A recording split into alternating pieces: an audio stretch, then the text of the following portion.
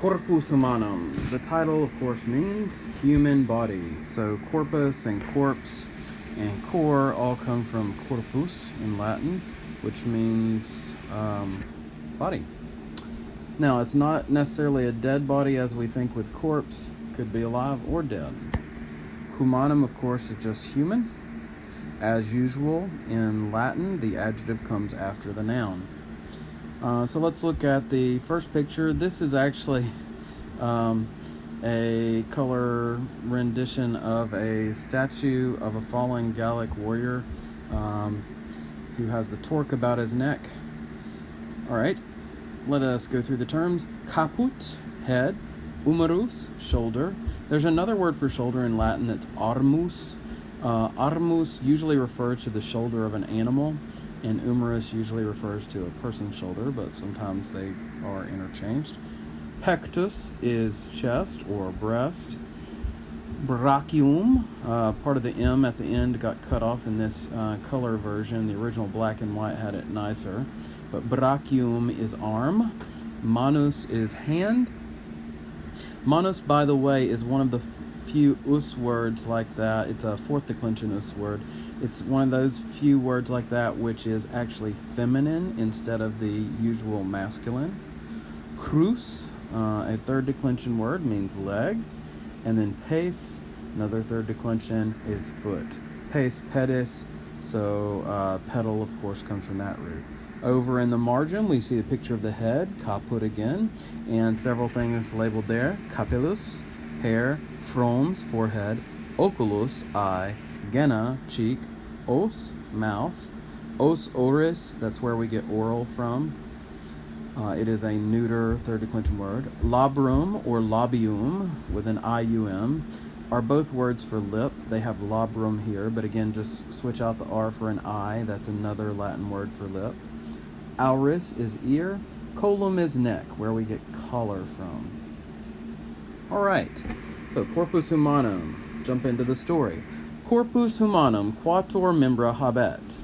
The human body has 4 members or 4 limbs, we might say. And these, of course, are the arms and legs. Duo brachia, 2 arms, et duo crura, and 2 legs. Brachium membrum est, et crus membrum est. The arm is a limb, and the leg is a limb.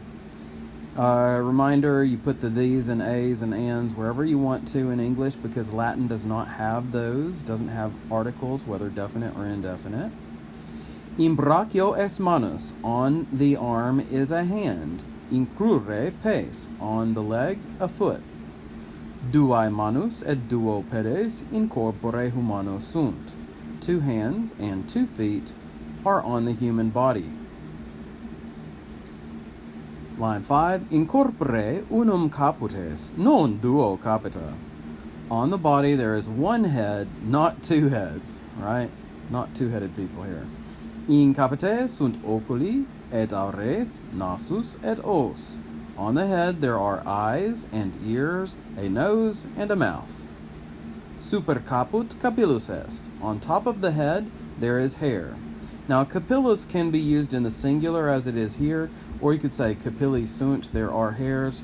Just like in English, we can talk about hair in general as a collective noun referring to all of our individual hairs, or you can use hair meaning a strand of hair, and then you can use the plural to mean hairs, plural. So here, capillus singular is referring to all the hair on the head, right? Capillus virorum non tam longus est quam feminarum. The hair of men, notice virorum is genitive plural, orum ending. The hair of men is not so long as, you can understand, the hair of women. Feminarum again here, genitive plural with the arum ending, thus of women. Supra oculos, above the eyes, frons est, is the forehead. Infra oculos, below the eyes, gennae sunt, are the cheeks. Post frontem est cerebrum, behind the forehead is the brain. Qui cerebrum parvum habet, stultus est. The one who has a small brain, a little brain, is stupid. Now, don't take this as very accurate. A lot of times, based on our small vocabulary, they have some kind of cliche and not totally true things to say, right? Actually, the physical size of your brain doesn't exactly have to do with how smart you are, right? You can have a small brain and be smart and vice versa. Okay, so the one who has a small brain, maybe metaphorically speaking, is stupid. Os est inter duo labra. The mouth is in between the two lips. And again, labia would be a synonym for that, same thing. In ore, lingua et dentes insunt. In the mouth, the tongue, lingua, and the teeth, dentes, are in. So the tongue and the teeth are in the mouth, we could say in English. Dentes sunt, albi, ut margaritae. Now, ut here, you can translate that as, or maybe like here. It introduces a simile. The teeth are white, like, or as pearls. Lingua et labra rubra sunt ut rosae. The tongue and the lips are red, rubra, as roses. Homines oculis vident et auribus audiunt. Now, oculis with the es ending and auribus with the ibus ending, those are those dative ablative plural endings, and in this context, it really tells you need an ablative. Remember, those are by, with, from, in, on, at. So based on the context, people see blank eyes and hear blank ears. Hopefully you're thinking maybe with eyes. That kind of works the best here. So they see with eyes or their eyes, and they hear with ears or with their ears. All right. Homo qui oculos bonos habet, a person who has good eyes, bene videt, sees well.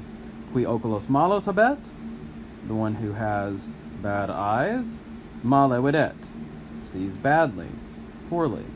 Qui aures bonas habet, the one who has good ears, bene audet, hears well.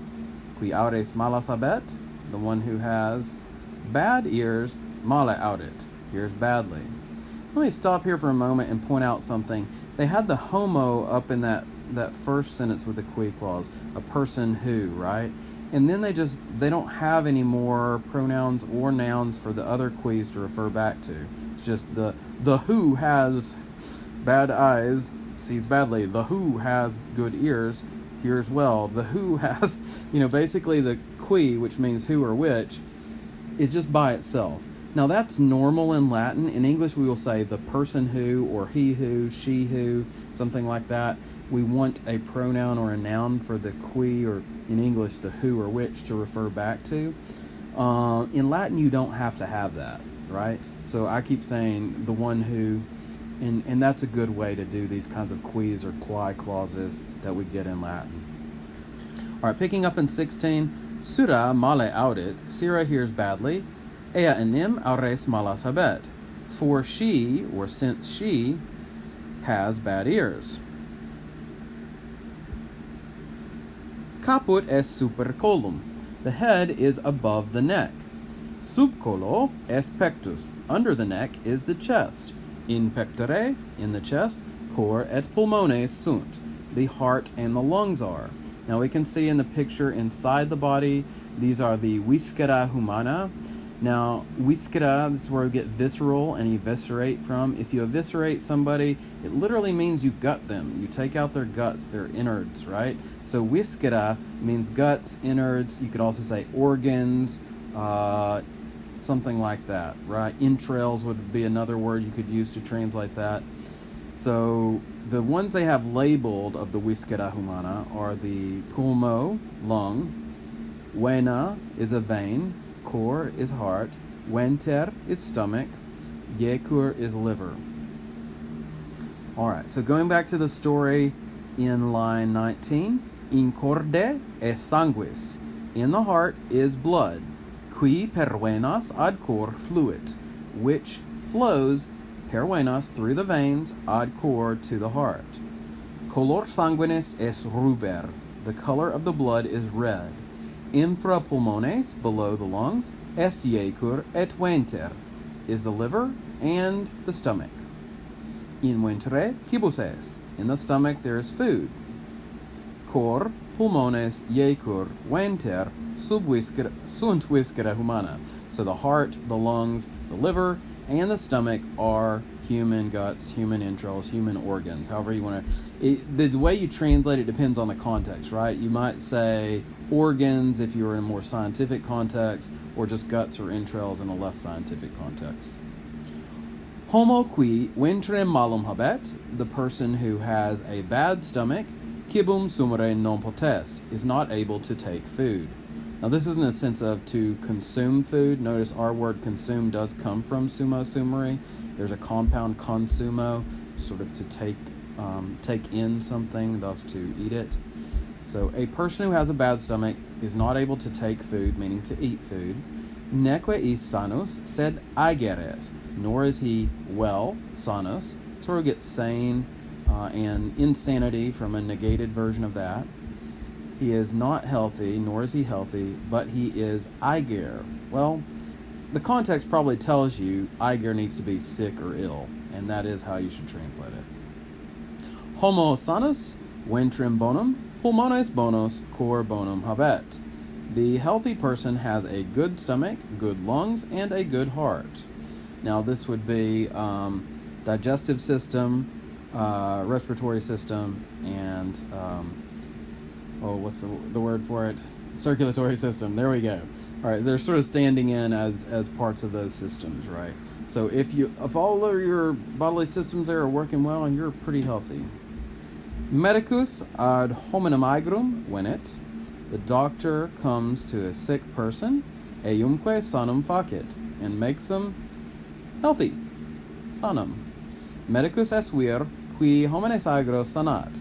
A doctor is a man, or a physician is a man, who cures sick people. Now, in the ancient world, doctors, generally speaking, these would have all been men. There were certainly women that were healers, but not normally part of the field that would have been classified as doctors in the ancient world. It's an unfortunate part about ancient society that in most societies, women had very little choices open for their occupations and lifestyles and such. Romans had a little more freedom for women than some others. They could own property on their own without a male, which is good, but they still had a lot of oppression. All right, going on. Sed multi agri a medico sanare non possunt. But many sick people are not able to be cured sanari by a doctor. Still the case today. Now we see a picture. Sura stat, Aemilia sedet, Quintus jacet. Sira standing, Aemilia is sitting, and Quintus jacet, he is lying down. Esne sanus Quintus, is Quintus healthy? Non est, he is not. Peseus aigeres, his foot is unwell. Now, we would normally translate aiger as sick or ill, but in English, it sounds a little odd for that if we're talking about an injured foot. So you could say injured or unwell, something like that for aiger here. Puer super lectum jacet. The boy is lying on top of the bed. Aemilia et Sira apud purum aegrum sunt. Aemilia and Sira are with the sick boy, or are next to the sick boy. Apud is kind of a synonym for prope or cum. It means near, in the vicinity of, with, something like that. Unlike cum, apud will take the accusative, thus puerum. Cum, of course, takes the ablative case, so it would be cum puero if we had that. Mater apud eum sedet, the mother is sitting with him. Manum quae eus tenet, and she is holding his hand. Sura non sedet, Sira is not sitting, sed apud lectum stat, but she is standing next to the bed.